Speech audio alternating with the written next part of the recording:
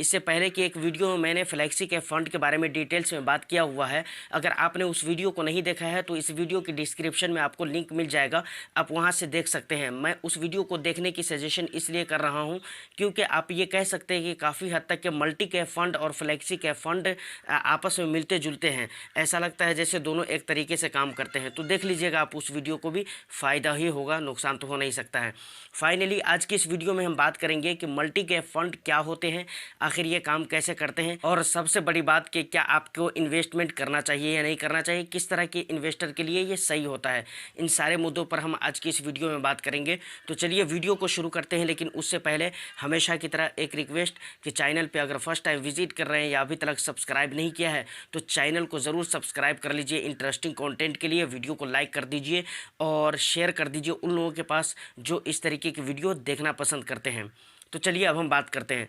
सबसे पहले हम बात करते हैं कि आखिर मल्टी कैप फंड होते क्या हैं। तो देखिए, मल्टी कैप फंड वो फंड होते हैं जो अपने पैसों को, अपने एसेट को लार्ज कैप, मिड कैप और स्मॉल कैप में इन्वेस्टमेंट करते हैं।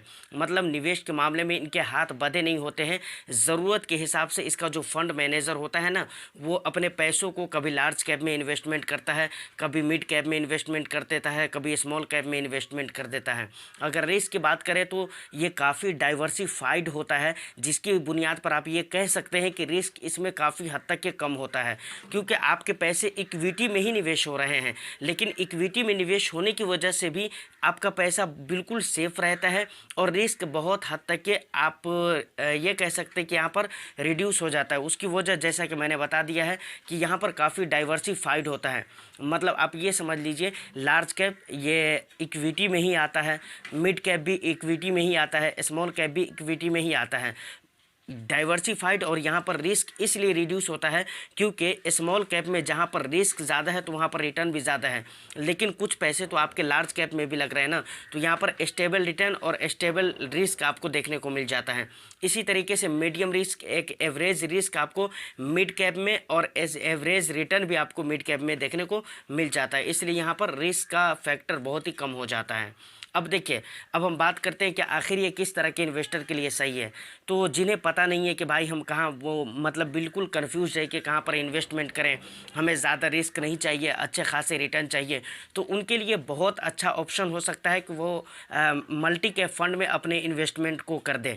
अपना इन्वेस्टमेंट अगर मल्टी कैप फंड से शुरू करते हैं तो उनको ये भी फ़ायदा हो सकता है कि लास्ट में आगे चलकर जब उन्हें समझ में आ जाए कि किस कैटेगरी के फ़ंड में, किस तरह के फ़ंड में हमें इन्वेस्टमेंट करना है, तो इस फंड से वो उस फंड में स्विच भी कर सकते हैं, जिसे एसटीपी कहा जाता है, सिस्टमैटिक ट्रांसफ़र प्लान कहा जाता है। जिस तरीके से एसआईपी होती है ना, उसी तरीके से एसटीपी भी होता है और उसी तरीके से एसडब्ल्यूपी भी होता है। तो एसडब्ल्यूपी के बारे में हम यहाँ पे बात नहीं करेंगे, स्विच की बात आ गई है, ट्रांसफ़र करने की बात आ गई, इसलिए मैंने आपको एसटीपी के बारे में बता दिया है। देखिए, अब बात करते हैं एक बहुत ही ज़रूरी मुद्दे पर कि भाई इस तरह के जो फंड है, मतलब मल्टी कैप जो फंड होते हैं, उसमें कितने दिनों के लिए इन्वेस्टमेंट करना चाहिए।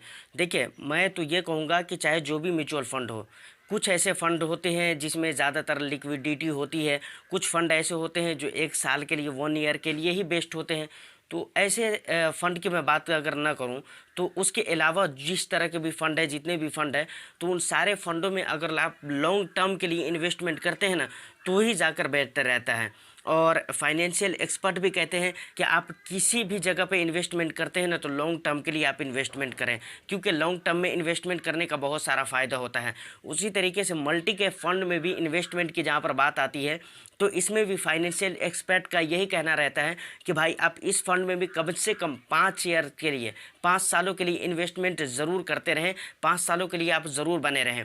देखिए, सबसे पहले एक लॉजिक को समझिए। लॉन्ग टर्म में इन्वेस्टमेंट करने से क्या होता है, कुछ दिनों तक हो सकता है जब आप किसी फंड में इन्वेस्टमेंट करेंगे तो वहाँ पर आपको ऐसा लगेगा कि भाई हमारा जो फंड है वो तो बिल्कुल फ़ायदा नहीं दे रहा है, उसके रिटर्न तो पॉजिटिव शो हो ही नहीं रहे हैं, कभी कभी नेगेटिव में भी चला जाता है।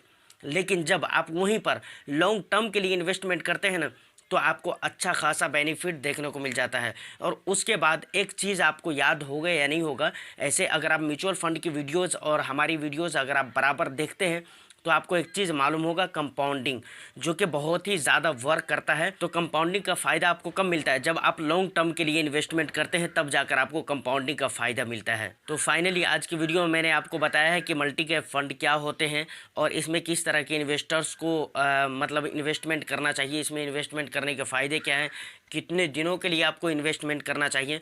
तो मुझे लगता है कि जो कुछ ज़रूरी बातें थी वो मैंने आपको बता दी है, और ज़्यादा लंबा नहीं करेंगे इस वीडियो को। बगैर ज़रूरत वीडियो को लंबा करने से भी कोई फ़ायदा है नहीं। और दूसरी बात कि अभी थोड़ा हम लोगों का एग्ज़ाम भी चल रहा है, जिसके लिए कुछ टाइम की भी प्रॉब्लम रहता है। तो इसलिए आज की वीडियो में इतना ही। उम्मीद करता हूँ कि वीडियो आपको अच्छी लगी हो। वीडियो अगर अच्छी लगी है तो वीडियो को लाइक ज़रूर कर दीजिएगा, शेयर भी ज़रूर कर दीजिए और चैनल को सब्सक्राइब ज़रूर कर लीजिए इस तरह के इंटरेस्टिंग कंटेंट के लिए। फिर मिलते हैं किसी नेक्स्ट वीडियो में। जब तक के लिए all the best. Thank you for watching.